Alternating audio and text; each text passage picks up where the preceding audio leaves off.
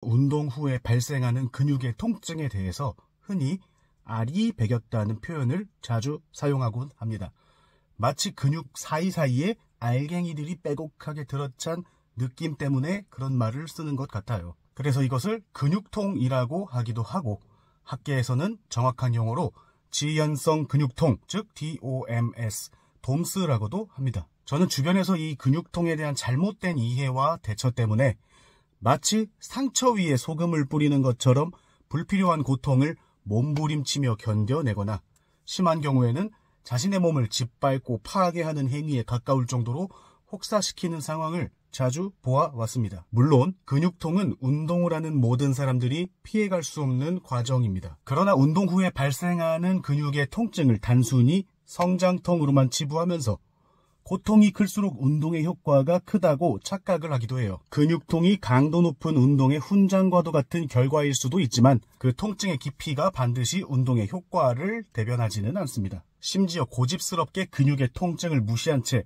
운동을 계속하는 것은 지친 근육을 혹사시키며 손상을 악화시킬 뿐이에요. 이 영상에서는 근육통에 대한 치명적인 오해와 잘못된 정보들을 바로잡고 근육통이 있을 때 해야 할 행동들과 하지 말아야 할 행동들에 대해서 명확하게 정리해서 여러분들이 보다 현명하고 안전하게 자신의 몸을 관리할 수 있도록 도움을 드리도록 하겠습니다. 근육통에 대한 오해와 잘못된 정보들이 얼마나 만연하게 깔려 있었는지, 그리고 여러분 자신이 몸의 신호에 귀를 기울이지 않고 방치하거나 혹사시켜 온 것은 아니었는지, 이 영상이 끝날 때쯤에는 지금까지 했던 실수들에 대해서 알 수 있게 될 겁니다. 지연성 근육통은 보통 고강도 운동 후 24에서 72시간 사이에 나타납니다. 특히 새로운 동작을 익히며 사용하지 않았던 근육을 사용하게 되거나 평소보다 높은 강도의 운동을 하고 난 뒤에 발생하게 됩니다. 근육통은 운동 중에 근섬유가 미세하게 찢어지며 발생하는 통증을 말해요. 그런데 보통은 운동 직후 곧바로 생기지 않고 하루나 이틀 뒤부터 길게는 일주일까지 이어지기도 합니다.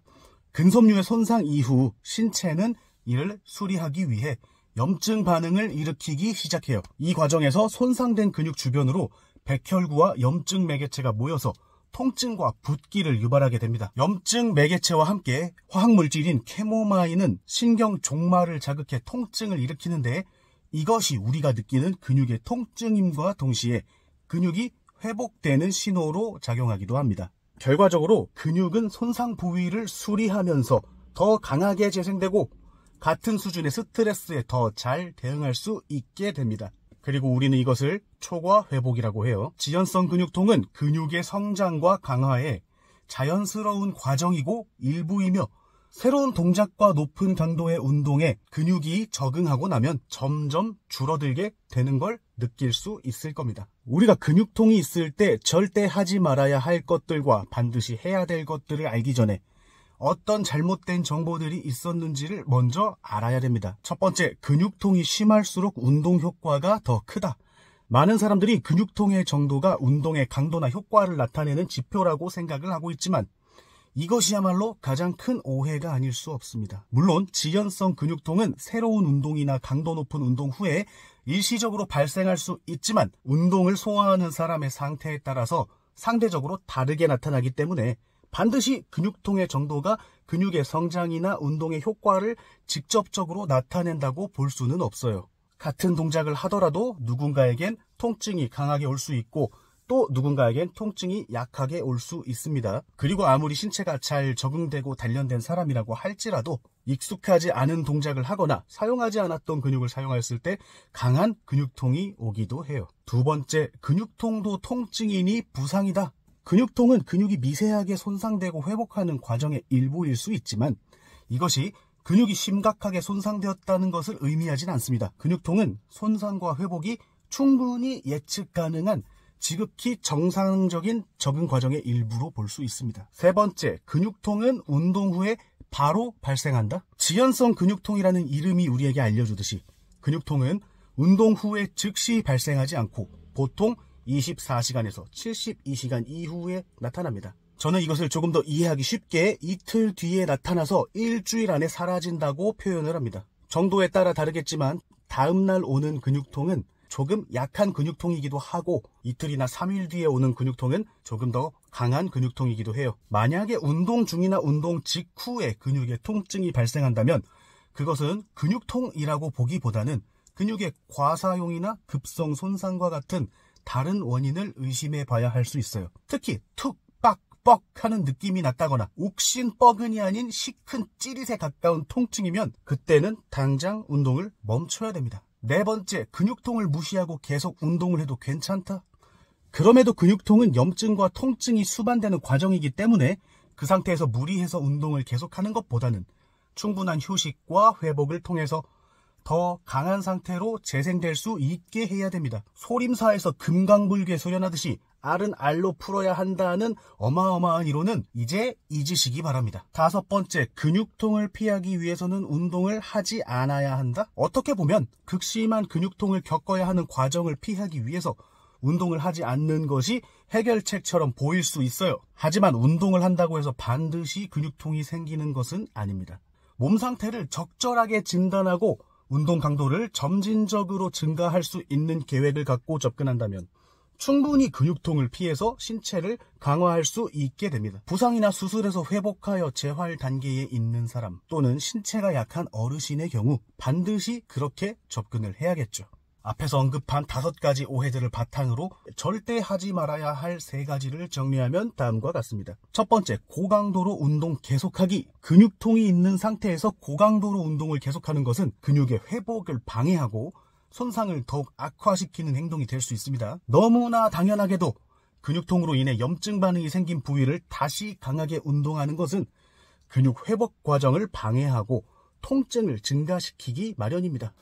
회복에 필요한 시간은 개인마다 다르겠지만 일반적으로 근육통이 시작된 후에 48시간에서 72시간 동안은 해당 근육을 강하게 사용하는 것을 피하는 것이 좋습니다. 두 번째, 적절한 휴식 없이 운동량을 늘린다. 한 연구에 따르면 충분한 휴식 없이 운동량을 늘려나가는 것은 근육통을 심화시키고 부상의 위험을 증가시킨다고 합니다. 운동 부하는 충분한 회복과 함께 점진적으로 증가시키는 것이 중요하고 각 운동 사이에 충분한 회복과 휴식의 시간을 갖는 것이 근육의 성장과 부상을 예방하는 데에 대단히 중요하다고 볼 수 있어요. 세 번째, 통증을 무시하고 운동을 강행한다. 근육통이 있을 때 통증을 무시하고 운동을 강행하는 것은 근육통을 넘어서는 근육의 손상이나 파열, 그리고 관절과 연골의 손상까지도 초래할 수 있습니다. 뼈를 감싸고 지탱하고 있는 근육이 제 기능을 발휘하지 못하게 되면 그 무게의 부하는 고스란히 관절과 관절 사이 연골로 전달될 수 있기 때문이에요.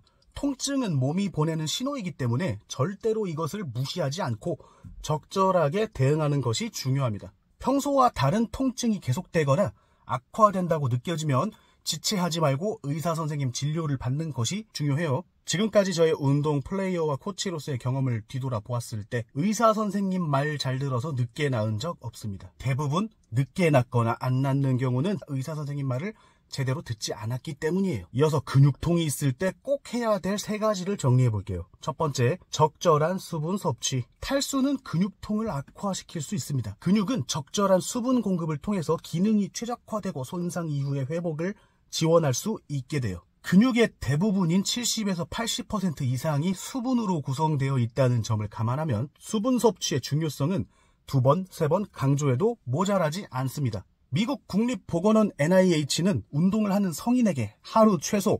2.7리터에서 3.7리터의 물을 섭취할 것을 권장하고 있습니다. 강도 높은 운동을 꾸준히 하면서 제때 수분 섭취를 하지 않는 것이 근육의 성장을 방해하고 통증을 늘릴 수 있다는 사실을 이제 이해하시겠죠? 두 번째, 가벼운 운동과 활동. 2018년에 실시된 한 메타 분석 연구에서는 지연성 근육통을 겪는 동안 수행되는 가벼운 운동이 근육통과 관련된 불편함을 감소시킬 수 있음을 보여주었습니다. 가벼운 걷기나 뛰기, 수영과 같은 활동은 근육의 혈류를 증가시켜서 회복을 촉진하고 통증을 감소시키는 데 도움이 됩니다. 세 번째, 충분한 수면. 수면은 근육의 회복과 전반적인 건강에 대단히 필수적인 부분이 아닐 수 없습니다. 충분한 수면은 근육의 회복과 재생을 촉진하고 근육통 감소에 아주 중요한 역할을 합니다. 성인의 경우에는 하루 24시간 중 7에서 9시간의 수면이 권장됩니다. 지금까지 얘기한 것들 중 회복에 있어서는 가장 중요하다고 볼 수 있는 것이 수면이에요.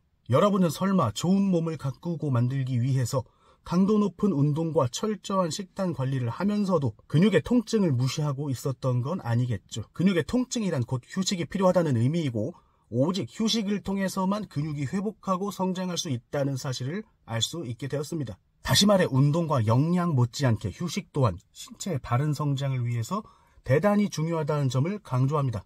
해야 할 3가지에 포함시키지는 못했지만 통증이 있는 부위를 문지르고 주무르는 것 역시 회복에 아주 좋은 도움이 됩니다. 그래서 저는 함께하는 모든 분들께 폼롤러 마사지를 운동 전후로 반드시 하실 것을 권장드리고 있어요. 저 역시도 근육에 통증이 있거나 불편함이 느껴지면 곧바로 문지르고 주무르고 폼롤러 위로 올라갑니다. 운동은 꾸준함을 바탕으로 하는 장기전입니다.